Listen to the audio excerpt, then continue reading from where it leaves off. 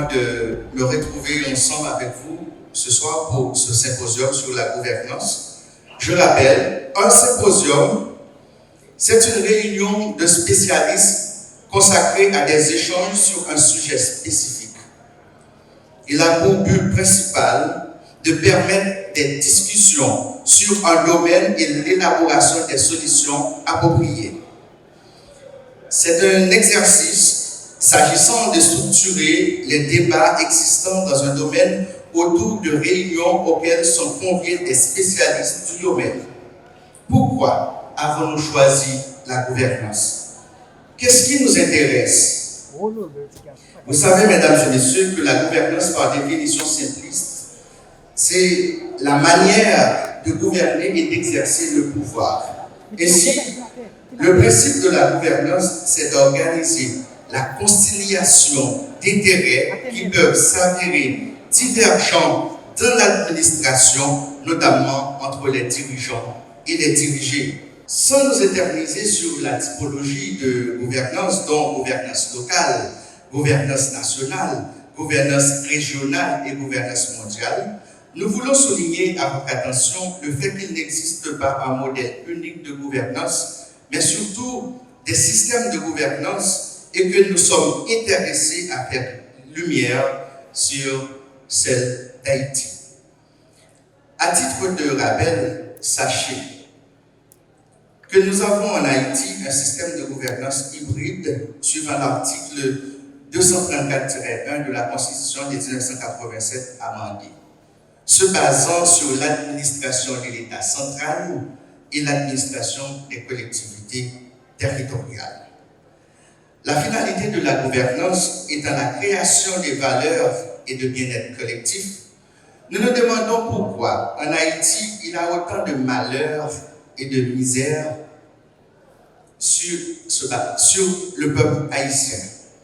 Notre préoccupation est de questionner le système de gouvernance haïtien. Ainsi, nous voulons trouver les sources de la mauvaise gouvernance d'Haïti et y apporter des solutions.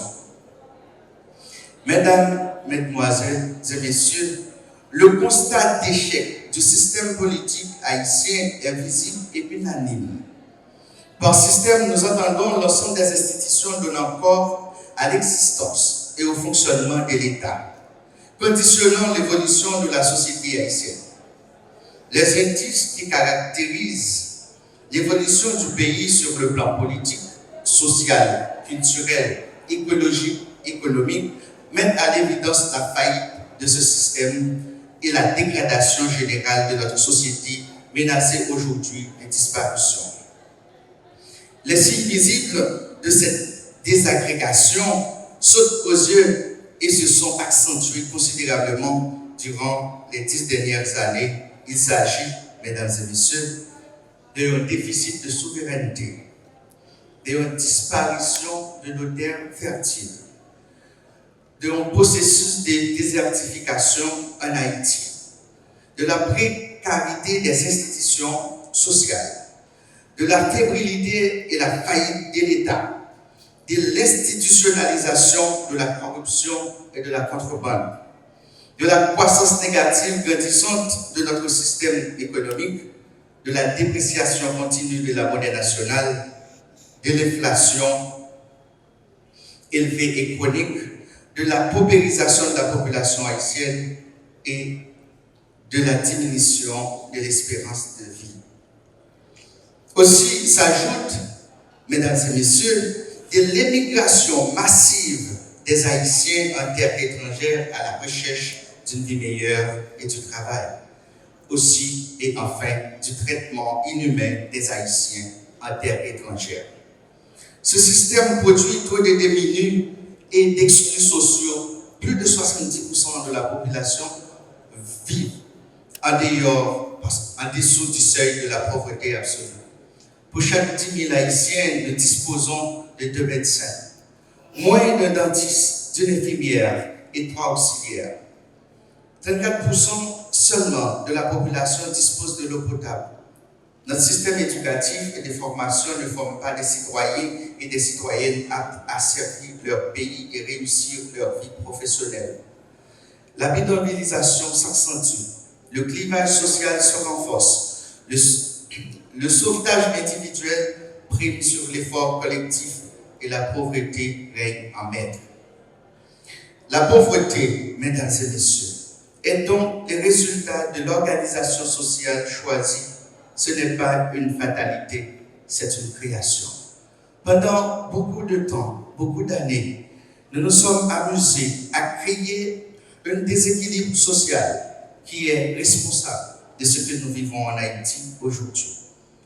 Mesdames et messieurs, inspirant de la déclaration de notre père de la patrie, l'empereur Jean-Jacques Dessalines, nous déclarons que ceux qui veulent passer leur vie à fuir devant les problèmes continuent à accepter l'inacceptable, et ceux qui veulent libérer le pays et le transformer en un bien précieux et une source de bien-être pour tous s'entendent de la loyauté pour faire une révolution pacifique au bénéfice d'Haïti et de tous les Haïtiens. Pour ce symposium, nous avons avec nous 9 intervenants, dont 3 dans le département de la Grand'Anse, une femme et 2 hommes professeurs, et ainsi 6 autres intervenants venant du reste du pays, du sud-est, de l'ouest, du centre. Nous entendons dans cette activité aborder des sujets ayant rapport à votre vie. Nous avons abordé qui ça économique à utile dans le département de Grand'Anse et comment on fait économie politique pour changer les conditions de la vie. Comment un système éducatif est capable de former des citoyens qui sont beaucoup plus conscients et plus responsables pour la communauté noire? Qui genre pour nous gagner un système économique qui est basé sur les économies de tontine, notamment comment pour nous faire tontine, comment pour nous continuer à faire sol, comment pour nous continuer à faire solidarité qui a changé la vie. Comment nous devons être responsables par rapport à notre environnement et comment nous devons prendre responsabilité par rapport à notre communauté sur le plan économique, financier, politique et j'en passe. Mesdames et messieurs, au nom de l'ensemble des membres de l'Institut de gestion de gouvernance et des études politiques IGEP, et au nom de tous les professeurs des différentes facultés et universités de la Grand'Anse qui ont prêté main forte à cette activité, au nom de tous les invités spéciaux et du staff d'organisation, nous vous souhaitons, mesdames et messieurs, un bon symposium.